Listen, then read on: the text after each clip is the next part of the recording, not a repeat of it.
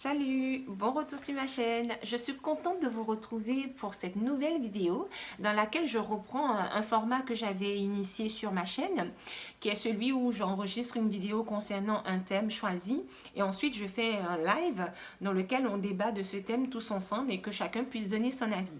Donc c'est le retour des vidéos suivies de débats. Alors je ne sais pas si ça vous avait plu à l'époque, en tout cas ça avait eu un certain succès parce que de plus en plus que je faisais des lives, les gens venaient plus nombreux et c'était très agréable, très appréciable, ça me manque énormément. Donc je remets le retour des lives sur ma chaîne. Je vous propose cette vidéo aujourd'hui et je la poste admettons dans la journée et puis l'après-midi on se retrouve pour le live pour en discuter tous ensemble. Qu'est-ce que vous en pensez? Alors aujourd'hui le thème que j'ai choisi c'est l'amour absolu. L'amour absolu parce que j'ai entendu une juge dire ça à une mère qui était déçue de son enfant qui avait fait des bêtises et qui était condamné ou quoi que ce soit, et cette juge disait à la mère, eh ben, vous devez un amour absolu à votre enfant. Donc l'amour absolu, qu'est-ce que c'est? C'est un amour qui se vit dans l'absolu, dans le dévouement, dans l'affection intense, et c'est un amour qu'on ne peut pas rompre en quelque sorte. C'est-à-dire que vous aimez cette personne d'une manière tellement forte que vous êtes dans une relation très intense. C'est un amour qui se veut sans condition. L'amour absolu, c'est le synonyme de l'amour inconditionnel. Donc un amour sans condition, comme j'ai dit, un amour sans limite, où on accepte, enfin on subit en fait ce que l'autre pourrait nous faire. Donc c'est un amour dans lequel on est carrément exposé d'un point de vue émotionnel. Donc est-ce qu'on peut ressentir ce type d'amour pour quelqu'un? Est-ce que c'est prudent d'aimer quelqu'un à ce point-là? Donc c'est tout ça dont on va débattre ici. Donc l'amour absolu, c'est quelque chose qu'on peut ressentir pour quelqu'un de notre famille, un enfant, un membre de sa famille, un amoureux ou une amoureuse, ou encore un ami. Donc c'est un sentiment très intense, très puissant, qui peut détruire la vie des gens si cet amour est teinté d'abus. Donc, moi, je vous laisse réfléchir sur la question de votre côté. Aujourd'hui, moi, j'expose mon avis, mon analyse concernant ce thème. Et ensuite, on se retrouve pour le live pour débattre ensemble de ce qu'il en est. Restez jusqu'au bout de la vidéo. Qu'est-ce qu'implique l'amour absolu? L'amour absolu, ça implique en premier lieu l'idée d'estimer au plus haut point la personne qu'on aime. C'est de toujours chercher à faire du bien à cette personne qu'on aime. C'est de ne pas condamner et savoir pardonner cette personne qu'on aime. Quatrièmement, ça implique aussi de servir le bonheur de l'autre. Cinquièmement, ça implique de savoir donner du temps et de l'espace à l'autre. Sixièmement, ça implique de persévérer pour cet amour. Et septièmement, ça implique de savoir protéger la personne qu'on aime. Donc ça, ce sont les 7 clés qui définissent l'amour absolu, l'amour inconditionnel. Donc, est-ce qu'au quotidien, on peut se permettre d'aimer quelqu'un à ce point-là?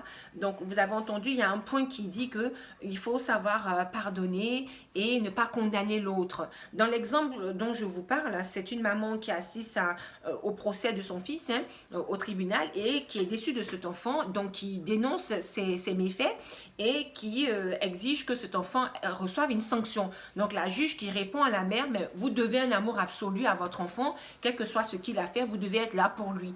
Donc la mère s'indigne, ben non, comment un enfant qui est mauvais, qui fait des mauvaises choses peut être aimé et tout ça. Donc ça c'est quand même quelque chose effectivement que la mère soulève. Pourquoi on devrait continuer à aimer ou aimer des gens qui nous font du mal ou qui nous font souffrir? Pourquoi?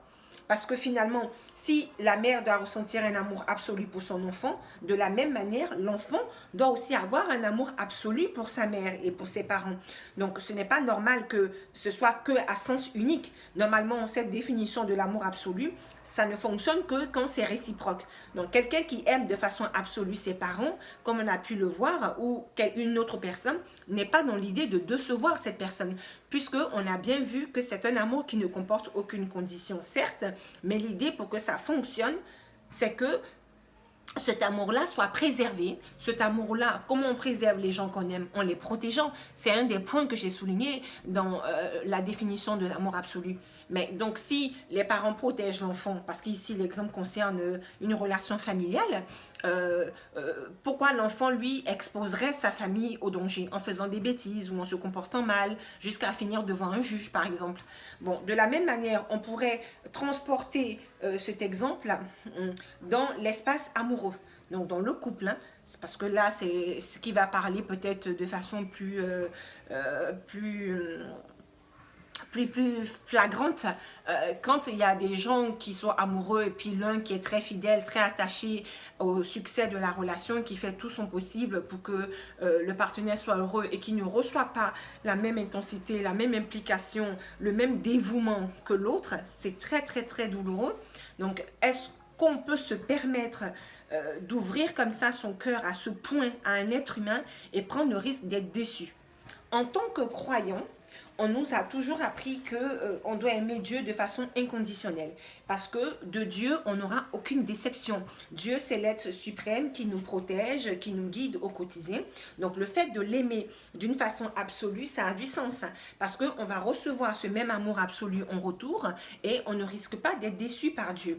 Parce que c'est lui qui nous a créés, qui sait ce qu'il y a de mieux pour nous, ce qu'il y a de bien pour nous et qui va faire en sorte dans notre quotidien, hein, avec nous-mêmes notre propre initiative aussi, par les inspirations qu'on a, par nos activités, d'atteindre notre épanouissement personnel. Donc, cet amour absolu, c'est vrai que d'un point de vue de la spiritualité, c'est cohérent. Mais est-ce qu'on peut transporter ou transposer cet amour-là plutôt dans les relations humaines? Est-ce bien raisonnable? Parce qu'un être humain, par définition, c'est un être qui est imparfait, qui est amené à faire des péchés, qui est amené à commettre des fautes et à nous décevoir potentiellement. C'est même très, très, très probable. Donc, est-ce que c'est prudent d'aller aimer quelqu'un à ce point-là et de se retrouver déçu? Parce qu'une fois qu'on est déçu de quelqu'un, je peux vous assurer que si ça vous est déjà arrivé d'être déçu de quelqu'un, c'est très très très violent comme situation, comme émotion. Parce que là, vous redescendez brutalement de plusieurs étages. C'est comme si vous faisiez une chute de hauteur. Donc c'est fracassant, hein, comme douleur. Donc moi, mon avis, c'est que a priori, il vaut mieux éviter d'aimer les gens de cette façon-là. Parce que si on aime quelqu'un de façon absolue, il y a de fortes chances qu'on soit déçu et qu'on soit plus bas que terre et que du coup, ça nous fasse perdre confiance et foi en l'humanité, que ça nous fasse nous dégoûter des autres.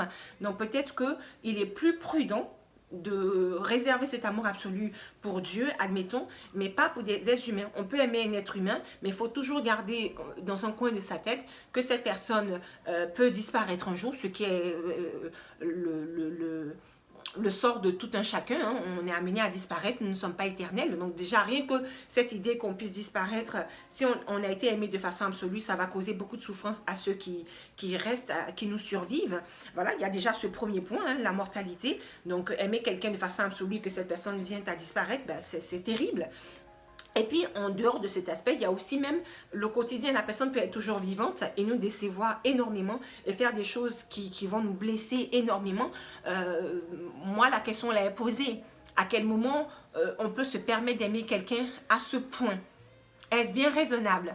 J'aimerais bien avoir votre avis sur cette question. J'espère que ça suscitera des discussions, des échanges en famille et on en débat tous ensemble dans un live que je vous propose un après-midi, hein. Il me semble que je publierai cette vidéo ce samedi 4 septembre dans la matinée, dans la journée, au plus tard vers midi. Et comme ça, on se retrouve le même samedi 4 septembre à 18h pour discuter tous ensemble au cours d'un live pour qu'on soit, chacun puisse donner son avis pendant quelques temps ensemble. Je sais pas, souvent le live de ma chaîne dure au maximum 1 heure. Donc prévoyez comme ça un horaire à partir de 18h qu'on puisse se retrouver pour faire ce live tous ensemble. Qu'est-ce que vous en pensez? Laissez-moi les commentaires Et puis dites-moi si vous serez présent pour le live ou alors s'il faut qu'on s'organise pour faire ce live à un autre moment. Voilà, je vous embrasse, je vous remercie de m'avoir suivi jusqu'ici. Continuez à liker, commenter, à vous abonner nombreux. Comme vous avez pu le constater, certaines de mes vidéos comportent désormais des publicités. Je vous serez très reconnaissante de les laisser défiler, de les regarder jusqu'au bout pour récompenser mes efforts et mon travail sur YouTube. Merci pour tout, je vous embrasse et je vous dis à très vite pour une nouvelle vidéo. En attendant, restez à l'écoute.